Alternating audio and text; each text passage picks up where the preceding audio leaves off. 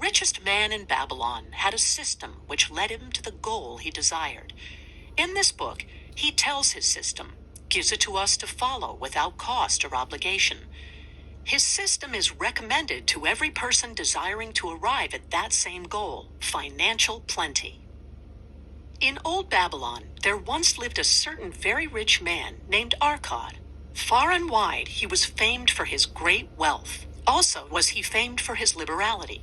He was generous in his charities. He was generous with his family. He was liberal in his own expenses. But nevertheless, each year his wealth increased more rapidly than he spent it. And there were certain friends of younger days who came to him and said, "You, Arcad, are more fortunate than we. You have become the richest man in all Babylon while we struggle for existence. You can wear the finest garments and you can enjoy the rarest foods, while we must be content if we can clothe our families in raiment that is presentable and feed them as best we can. Yet once we were equal. We studied under the same master. We played in the same games, and in neither the studies nor the games did you outshine us. And in the years since, you have been no more an honorable citizen than we. Nor have you worked harder or more faithfully, insofar as we can judge. Why then should a fickle fate single you out to enjoy all the good things of life, and ignore us who are equally deserving?" Thereupon Arcad remonstrated with them, saying, "If you have not acquired more than a bare existence in the years since we were youths, it is because you either have failed to learn the laws that govern the building of wealth, or else you do not observe them.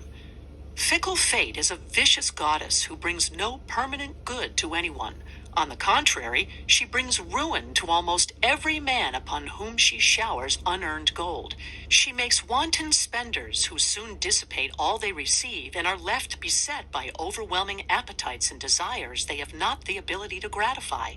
Yet others whom she favors become misers and hoard their wealth, fearing to spend what they have, knowing they do not possess the ability to replace it. They further are beset by fear of robbers and doom themselves to lives of emptiness and secret misery. Others there probably are who can take unearned gold and add to it and continue to be happy and contented citizens. But so few are they, I know of them but by hearsay. Think of the men who have inherited sudden wealth and see if these things are not so." His friends admitted that of the men they knew who had inherited wealth, these words were true, and they besought him to explain to them how he had become possessed of so much property. So he continued, "Just hit save for later on the ones you love. Download the app." بدء التداول في بلس 500 سهل وبسيط للغاية، وأفضل ما في ذلك بدون عمولات. عندما تكون مستعدة يمكنك بيع وشراء أي أداة في غضون ثوان. تمتع بالهوامش الضيقة والرافعة المالية الجذابة. قم بإعداد الاختيارات وتحكم في صفقاتك بكل راحة من هاتفك الخاص. حمل الآن.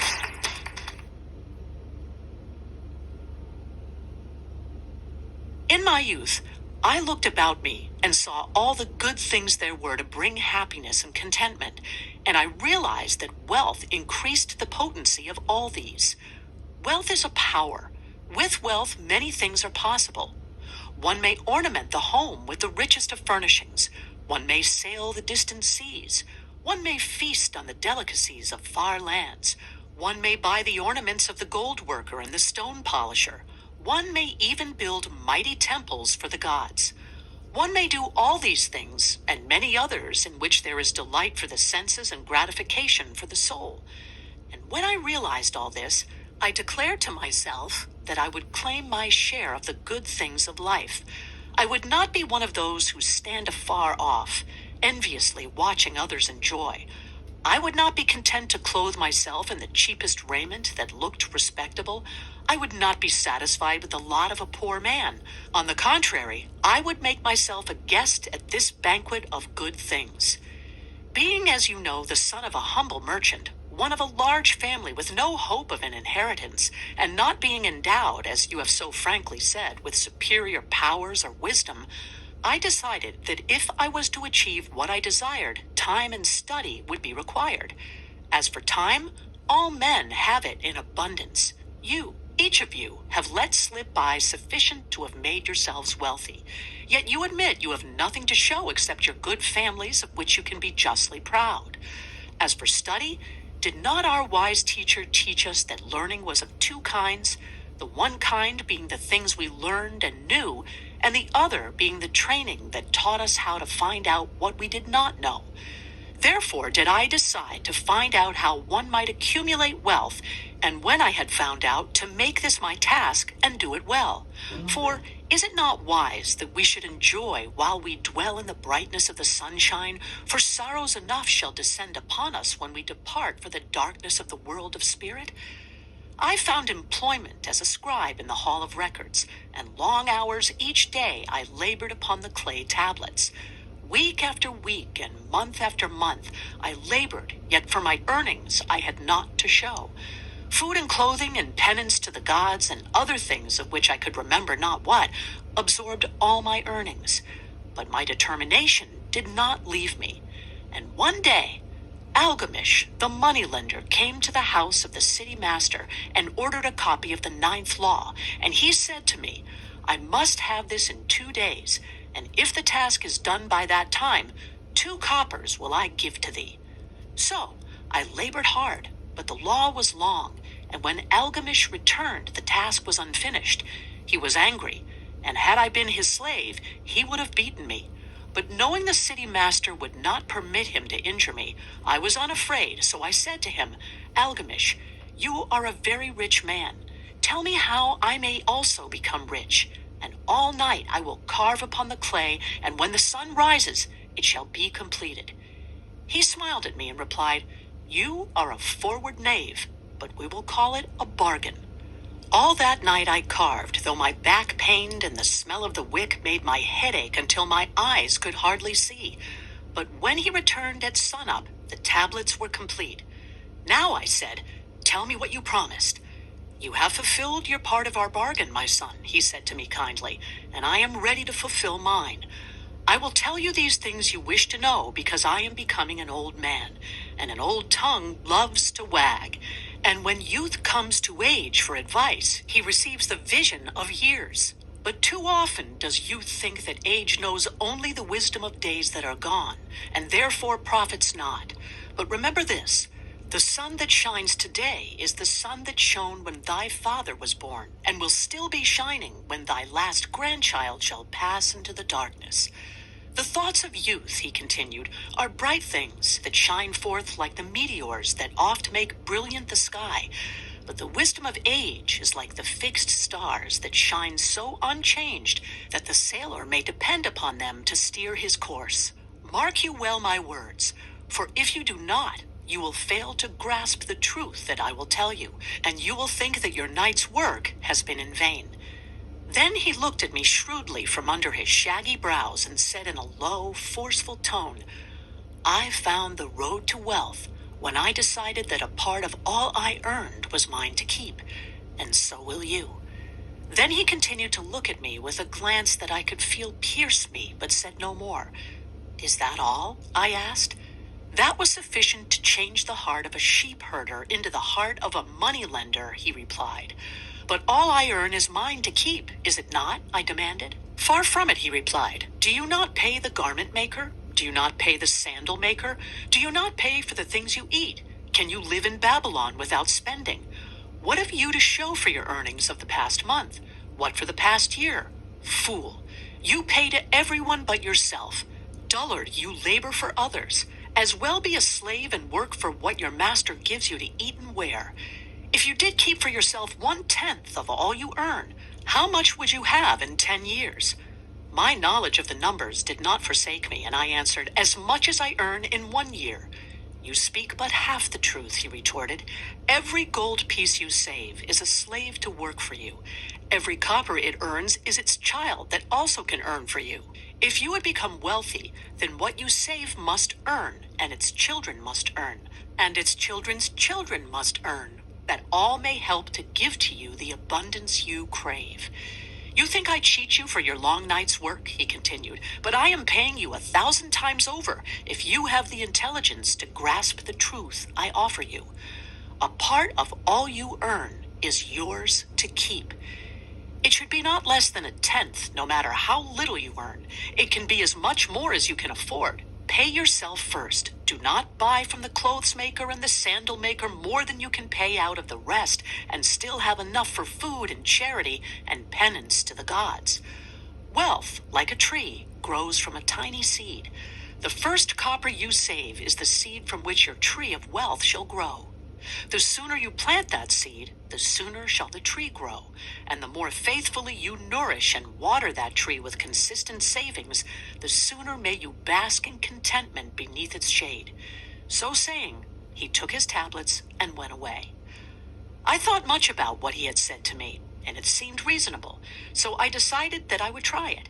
Each time I was paid, I took one from each 10 pieces of copper and hid it away, and strange as it may seem, I was no shorter of funds than before.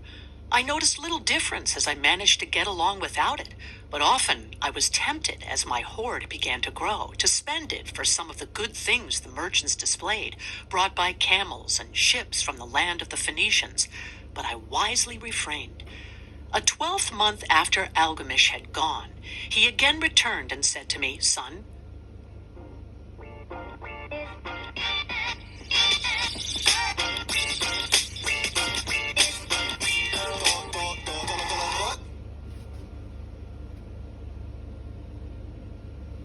have you paid to yourself not less than 1/10 of all you have earned for the past year?" I answered proudly, "Yes, master, I have." "That is good," he answered, beaming upon me. "And what have you done with it?"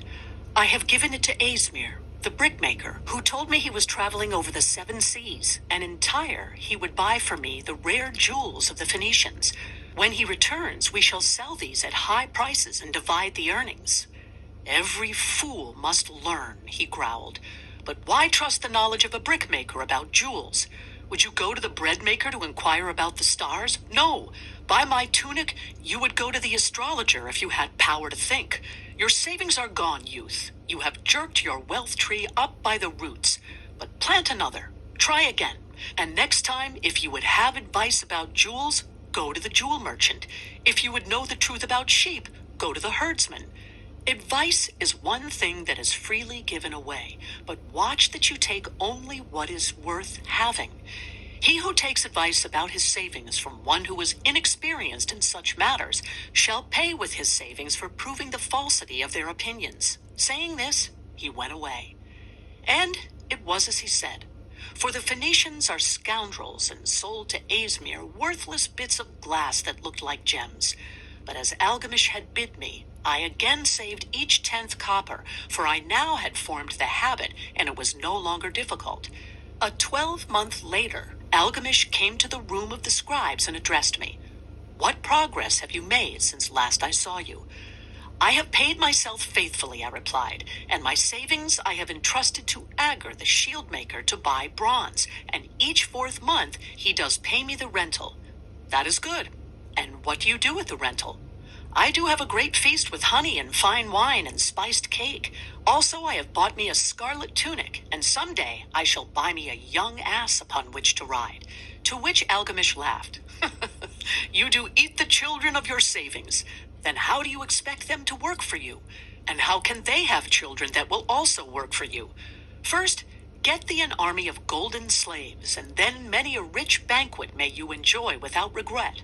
So saying, he again went away. Nor did I again see him for 2 years, when he once more returned, and his face was full of deep lines, and his eyes drooped, for he was becoming a very old man. And he said to me, "Arcad, hast thou yet achieved the wealth thou dreamed of?" And I answered, "Not yet all that I desire, but some I have, and it earns more, and its earnings earn more." "And do you still take the advice of brickmakers?" "About brickmaking they give good advice," I retorted. "Arcad," he continued, "you have learned your lessons well. You first learned to live upon less than you could earn. Next, you learned to seek advice from those who were competent through their own experiences to give it. And lastly, you have learned to make gold work for you. You have taught yourself how to acquire money, how to keep it, and how to use it. Therefore, you are competent for a responsible position. I am becoming an old man. My sons think only of spending and give no thought to earning. My interests are great, and I fear too much for me to look after. If you will go to Nippur and look after my lands there, I shall make you my partner, and you shall share in my estate. So I went to Nippur and took charge of his holdings, which were large. And because I was full of ambition and because I had mastered the 3 laws of successfully handling wealth, I was enabled to increase greatly the value of his properties. So I prospered much, and when the spirit of Algamish departed for the sphere of darkness, I did share in his estate as he had arranged under the law. So spake Arkad, and when he had finished his tale, one of his friends said, "You were indeed fortunate that Algamish made of you an heir. Fortunate only in that I had the desire to prosper before I first met him. For 4 years did I not prove my definiteness of purpose by keeping 1/10 of all earned? Would you call a fisherman lucky who for years so studied the habits of the fish that with each changing wind he could cast his nets about them? Opportunity is a haughty goddess who wastes no time with those who are unprepared. You had strong willpower to keep on after you lost your first year's savings. You are unusual in that way," spoke up another. "Willpower," retorted Arkad. "What nonsense. Do you think willpower gives a man the strength to lift a burden the camel cannot carry, or to draw a load the oxen cannot budge? Willpower is but the unflinching purpose to carry a task you set for yourself to fulfillment. If I set for myself a task, be it ever so trifling, I shall see it through. How else shall I have confidence in myself to do important things? Should I say to myself, for 100 days as I walk across the bridge into the city, I will pick from the road a pebble and cast it into the stream, I would do it. If on the 7th day I passed by without remembering, I would not say to myself, tomorrow I will cast 2 pebbles, which will do as well. Instead, I would retrace my steps and cast the pebble. Nor on the 20th day would I say to myself, Arkad, this is useless. What does it avail you to cast a pebble every day? Throw in a handful and be done with it. No, I would not say that, nor do it. When I set a task for myself, I complete it. Therefore, I am careful not to start difficult and impractical tasks because I love leisure." And then another friend spoke up and said, "If what you tell is true, and it does seem as you have said reasonable, then being so simple, if all men did it, there would not be enough wealth to go around." "Wealth grows wherever men exert energy," Arkad replied. "If a rich man builds him a new palace, is the gold he pays out gone? No. The brickmaker has part of it, and the laborer has part of it, and the artist has part of it, and everyone who labors upon the house has part of it. Yet when the palace is completed, is it not worth all it cost? And is the ground upon which it stands not worth more because it is there? And is the ground that adjoins it not worth more because it is there? Wealth grows in magic ways. No man can prophesy the limit of it. Have not the Phoenicians built great cities on barren coasts with the wealth that comes from their ships of commerce on the seas? What then do you advise us to do, that we also may become rich?" asked still another of his friends. "The years have passed, and we are no longer young men, and we have nothing put by. I advise that you take the wisdom of Algamish and say to yourselves, a part of all I earn is mine to keep. Say it in the morning when you first arise. Say it at noon. Say it at night. Say it each hour of every day. Say it to yourself until the words stand out like letters of fire across the sky. Impress yourself with the idea. Fill yourself with the thought. Then take whatever portion seems wise. Let it be not less than 1/10 and lay it by. Arrange your other expenditures to do this if necessary, but lay by that portion first. Soon you will realize what a rich feeling it is to have something upon which you alone have claim. As it grows, it will stimulate you. A new joy of life will thrill you. Greater efforts will come to you to earn more. For of your increased earnings, will not the same percentage be also yours to keep? Then learn to make your treasure work for you. Make it your slave. Make its children and its children's children work for you. Ensure an income for thy future. At Standard Chartered, we're here for those who never stand still, who want trusted expertise in the world. Look thou at the aged, and forget not that in the days to come thou also will be numbered among them. Therefore invest thy treasure with greatest caution that it be not lost. Usurious rates of return are deceitful sirens that sing but to lure the unwary upon the rocks of loss and remorse. Provide also that thy family may not want should the gods call thee to their realms. For such protection, it is always possible to make provision with small payments at regular intervals. Therefore, the provident man delays not in expectation of a large sum becoming available for such a wise purpose. Counsel with wise men. Seek the advice of men whose daily work is handling money. Let them save you from such an error as I myself made in entrusting my money to the judgment of Asmir the brickmaker. A small return and a safe one is far more desirable than risk.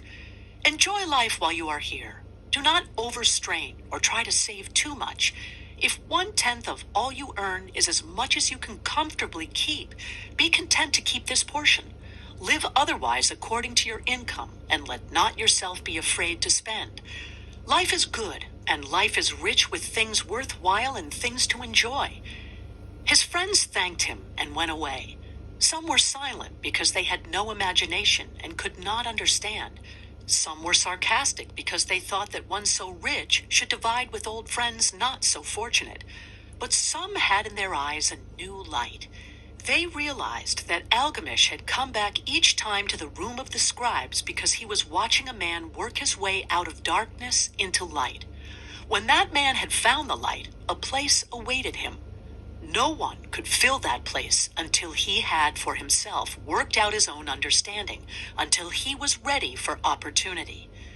These latter were the ones who in the following years frequently revisited Arcad, who received them gladly. He counseled with them and gave them freely of his wisdom, as men of broad experience are always glad to do. And he assisted them in so investing their savings that it would bring in a good interest with safety, and would neither be lost nor entangled in investments that paid no dividends. The turning point in these men's lives came upon that day when they realized the truth that had come from Algamish to Arcad, and from Arcad to them. A part of all you earn is yours to keep. The end.